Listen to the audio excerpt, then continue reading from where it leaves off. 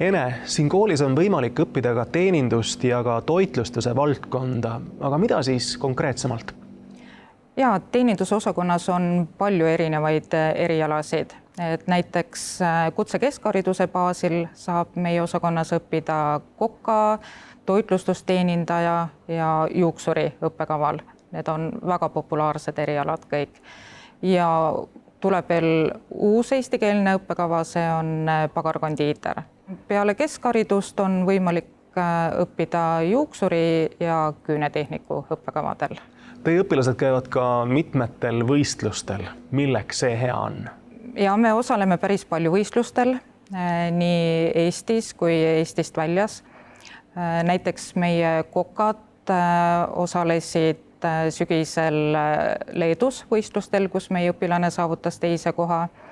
Meie juuksuri erialaõpilane osales nüüd märtsikuus Lätis võistlustel ja saavutas teise koha. Et see on väljakutse nii õpilastele kui juhendajatele ja eelkõige muidugi hea kogemus ja see annab palju enesekindlust. Ja traditsiooniliselt osaleme nii õpilaste kui õpetajatega ka barbecue võistlustel.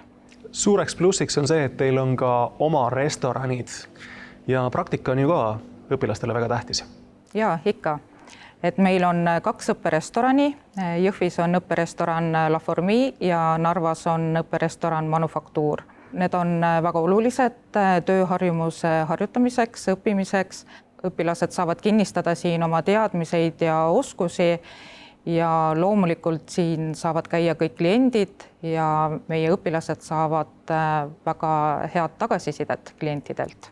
Meie õpperestoranidesse saavad tulla kõik sööma, kes soovivad nautida head toitu, maitsvaid pagarkondiitritooteid ja head teenindust, sellepärast et see on avatud nii meie kooli töötajatele, õpilastele kui ka kõikidele külalistele väljaspoolt. Samuti on meil juuksurisalong ja ka juuksurisalong pakub teenust, saavad ennast kõik ilusaks teha, soengud pähe nii meie oma maja õpetajad, õpilased kui ka inimesed väljaspoolt maja.